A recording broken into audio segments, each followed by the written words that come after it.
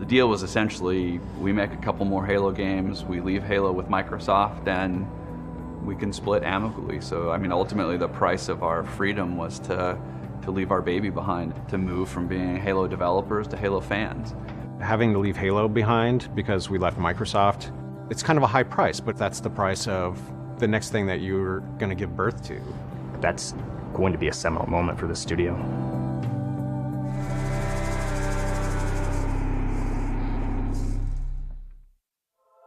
Harold had promised Microsoft we had 2 more Halo games, and Reach was only one of them. What can we do in 1 year with the engine we've already built, not a whole lot of engineers, just a handful of artists?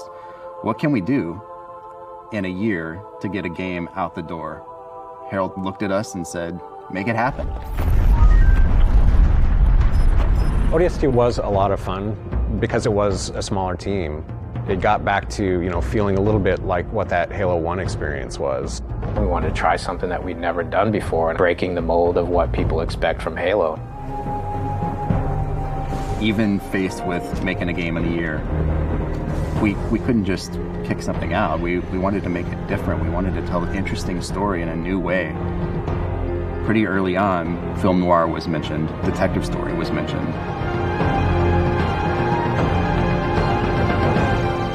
Putting that twist on telling a small story inside the universe just coalesced super quick. Very early on, we latched on to the concept of the nighttime city. It was always more about the silence and the mood and the ambience. ODST is the best single player. ODST is, beyond a shadow of a doubt, the best Halo campaign in existence. It's the only one. I have told Joe worth Staten playing. this. I have taken Joe Staten by the shoulders and shaken him in this fashion. It was the best one Bungie has kicked out, in my opinion, in terms of single-player campaign. Everyone will agree, not only should games have stories, have great stories, but that we're all in charge of telling it. The FNG, a rookie. Not exactly green. No ODST is. If I didn't think he could do the job, I wouldn't have him on my 6. He doesn't say much, but I don't care. I just need him to listen. Reach was just perfect. It was the perfect fit for all of the ideas that we were talking about in the early days.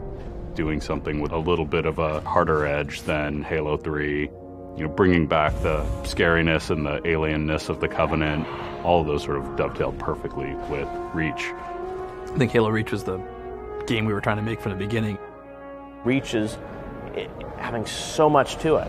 The campaign and the co-op and the DLC and the firefight. I mean, there's just so many elements to these games now.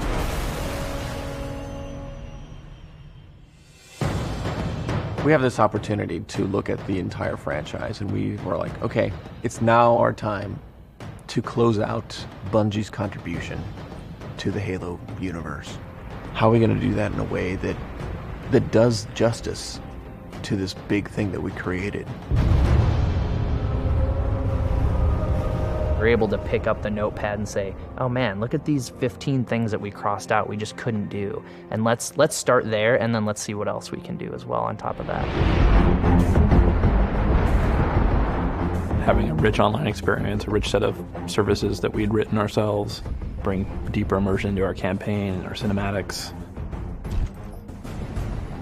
Mocap became integral into all of our gameplay animation systems. If you look back on the whole series, our animation system actually had pretty much been the same. We hit this point where we just said to ourselves, I think it's time now to take animation into that next generational leap. We had to figure out how to create high-res models, approaching the art from a whole different point of view. Like with Reach, it was, let's make it much grungier and dirtier, like these guys have been in the shit. We wanted to pull the helmets off all the Spartans, and we wanted to get to know each one of those Spartans up close and personal. They needed to be human. Reach has been good to me. Time has come to return the favor. Don't deny me this. Really make sure they conveyed that emotion. You see that literally on their faces. You want to know if we're losing? I know we're losing. I want to know if we've lost. Reach was the ultimate Halo game. The biggest Halo game we had ever made, the most exciting Halo game we had ever made. It was absolutely liberating to no longer be tied to the storylines from Halo 1, 2, and 3, to sort of know that we were making a standalone.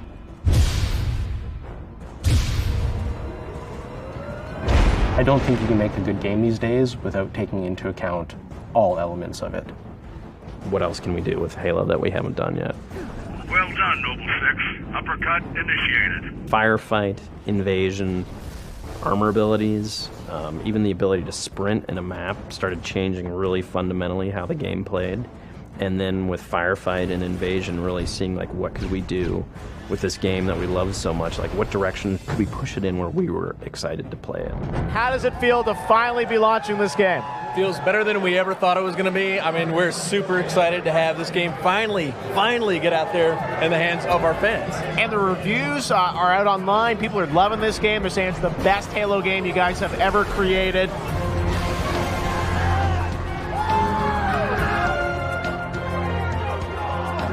The last 10 years have been a whirlwind of creative construction of an amazing universe, building huge teams, nearly burning out a couple times, and ultimately leading to something like Halo Reach that, to me, was all of the right things put together. Like, that was a great way to end the Halo series. That was the perfect way to do it.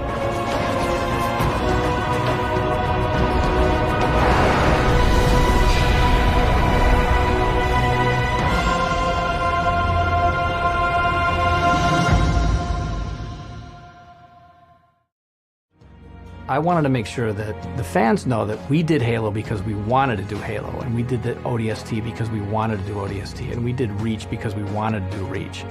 But now we want to do something brand new, and now we want to do something different.